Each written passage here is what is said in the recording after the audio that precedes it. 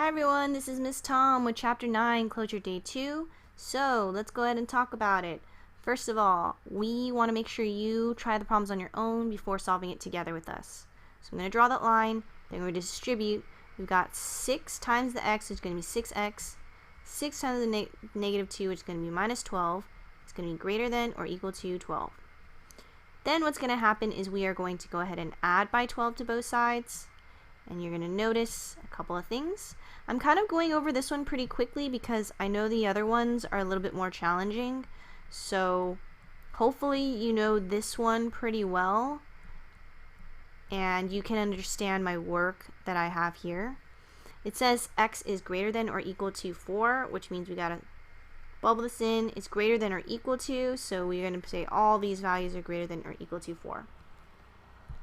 Next thing is we're going to look at this one. Again, I'm going to be solving these ones a little bit faster because I know in the other examples it's going to be a little bit more challenging. The only thing is here, you see how the coefficient is -3? You want to make sure to divide by that -3. And what happens when you divide by a negative? What happens is the inequality ends up switching. It ends up flipping. Why? Because we divided by a negative. We divided by a negative, therefore it ends up switching. So then we get this right here.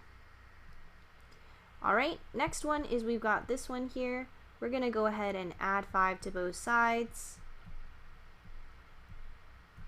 This case we don't have to worry about switching it because we divide by a positive. So then we end up getting x is less than -1. Very nice. Okay, let's go ahead and graph that. It says x is less than -1. Here's -1. Here are the values less than it. Then it says x is greater than 5. Here's 5. Here's all the ones greater than it. Alright, make sure to pause the video if you need the notes on that. It's really important to not only have the answer, but also understand what just happened. Okay, so let's go in here. This is where I want to spend most of my time on this one. It is a little bit more challenging because it has the absolute values. Remember, with absolute values, you know that it has 2 answers. It could be either 5 or -5. Both answers are possible. So now what we're going to do is we're going to go ahead and look at this, and we're going to go see 2x minus 1 is going to be less than 5. That's one possibility. The other possibility is 2x minus 1 is greater than -5. That's another possibility. The reason why we said -5 is because of this situation. Absolute values have to have one that's positive, one that's negative. And then the other case is that you switch the sign when you're dealing with negatives. Alright, so let's go ahead and write this down. We're going to add 1 to both sides. This goes out. Go 2x is less than 6. Then we're going to go ahead and divide by 2, and we get x is greater than 3. Oh, I don't know why I keep doing that. Why do I keep saying x is greater than 3? No. I said x is greater than 3. I meant to say x is less than 3. There we go. Okay, this is the one that I meant to write greater than. So we're going to go plus 1. We end up getting 2x is greater than -4. We divide by that 2, divide by that 2, so we get x is greater than -2. So if we were to graph that, x is less than 3, here's 3, here's all the values less than it. Then it says x is greater than -2, here's -2, here's all the values greater than it. So it's just that middle portion there. Okay, now let's go over this one. This one is a little tricky because do you see how this one is the absolute value and then has a value here?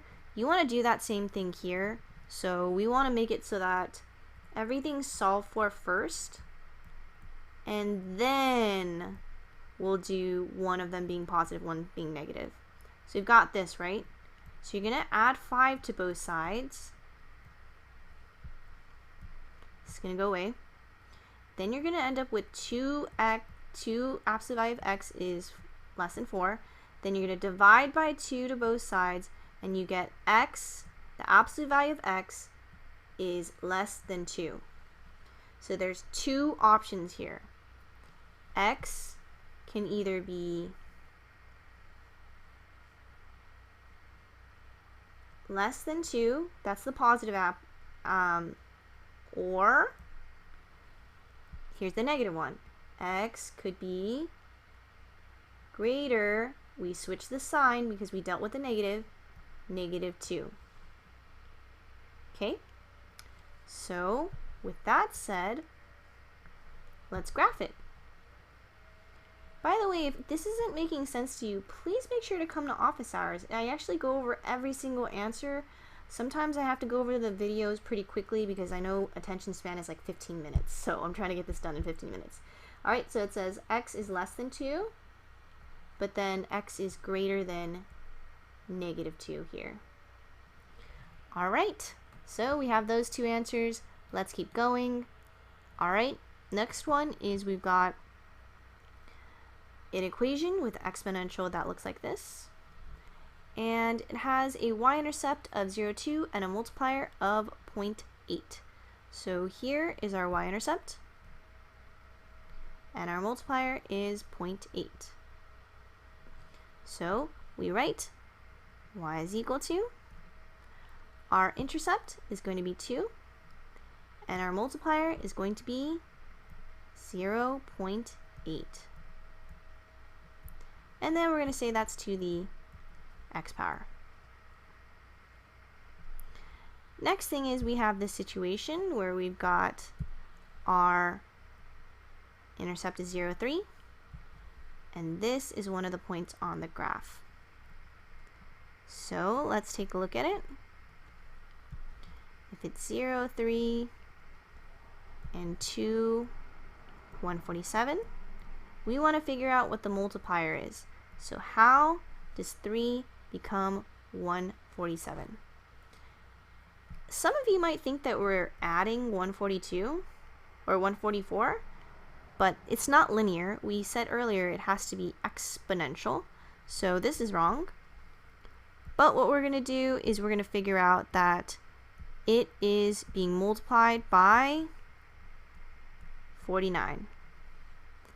So what you did was 147 divided by 3 is going to be 49. Okay?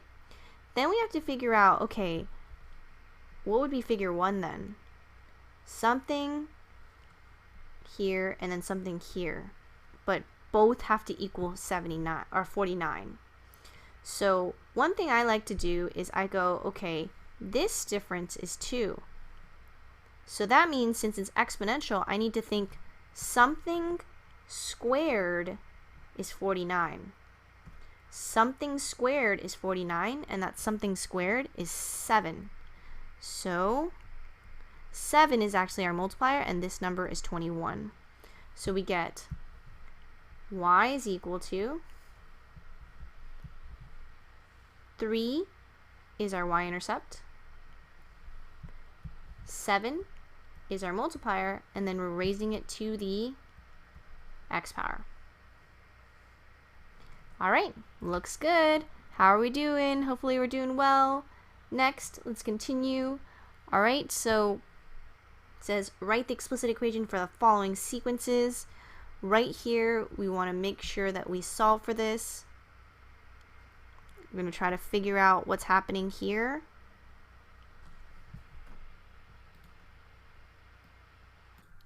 All right, so we're going to go ahead and solve for this one.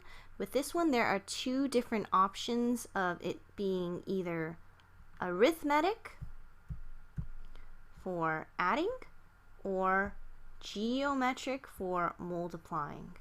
So in this case, let's go ahead and look at it. Oh my gosh, semicolons. Okay. Sorry about that. Okay, here we go. Let's try that again. Okay, so for this one, we're going to go ahead and notice a couple of things. How does 100 become 10? How does 10 become 1? All of these things right here, we're actually going to be dividing by 10. And you guys know dividing by 10 is the same thing as multiplying by 1/10. Alright, so we're going to keep our number here. That number is going to be our 0th term. And I know this is a lot. This is like, oh my gosh, this is so much to remember. Well, first of all, you know you're multiplying. Since you're multiplying, we're going to be using the formula of exponentials, where A represents the y-intercept. And the y-intercept in this case is figure 0, or the 0th term, which is going to be 1,000. Because 1,000 divided by 10 is 100. So we've got this part here. Then we're going to look at our B value. Our B value is going to be,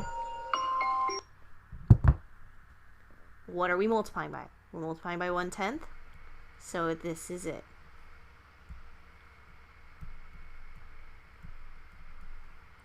Okay, next one right here. We're going to go, okay, what's happening here? We're adding 50, or not adding 50. We're subtracting 50 each time. And we noticed this is our 0th term. So what's the answer here? T of n is equal to 50, which is our 0th term. And then we're going to be, actually with this one, 50 is our 0th term, but what I'm going to do is I'm going to write it in the form that it should be. It should be in T of n is equal to, because you know it's adding, that means it's like a linear equation. So then we would say it's following the mx plus b format, where we have our slope. Our slope is what we're adding each time, which is -50 x. And then we've got our y-intercept, which is 50, which is here. And this is this equation, and this is this equation. All right. Okay, so this one I'm actually going to not go over because I think the notes on Canvas are enough, and that's going to be it. Actually, let me look at the size. Oh no, actually no, we're good. We're good. We only spent 12 minutes on this because I asked during office hours what's the minutes that you guys can pay attention for, and people said 15 minutes. So okay, let's do this real quick. I actually made it a little bit easier for you guys. I had a table, so I'm going to include a table for you. So on Canvas, I made it super easy for you guys because I kind of set it up for you. So what's happening is it says, are they congruent? How do you know? Well, first of all, it says M is the midpoint of both KQ and PL. So that means this is the midpoint of this segment and this segment. So M is the middle, right? So that means KM has to be equivalent to what? A lot of people in this one write MQ, but remember you started from here and then middle, so start from here then middle. So QM should be here. And because it's a midpoint, we say that's the definition of a midpoint. The next thing is it says PM is congruent to what? And I need to fix this, I'll fix it. But PM is going to be congruent to LM, which I have here. And then you're going to write definition of midpoint. And then lastly, we're going to do this part. It says, in this one, it says measurement of angle KML is congruent to measurement of angle PMQ. So we need to write that. And the reason why we know this is not because of any definition, it's just because they gave it to us, and that's given. Finally, we're going to figure out what is the equation, or what is the LM or LMK equivalent to. Well, we would say that's equivalent to QMP. And then we know that's congruent because of what? And I'll show you guys in the picture what is it equivalent to. So here We said these were congruent because of the midpoint. We also said these two were congruent because of the midpoint. And then we also said this was congruent because of the angles. So what is this? This is side, angle, side. Also known as side, angle, side. Alright? And so we're going to write that down, and that is the answers for this one. Alright, you guys, I really stress that if anything didn't make sense to you, you guys are going to talk to me about it, and hope you guys have a great rest of your day. Thanks for watching, and I'll see you next time.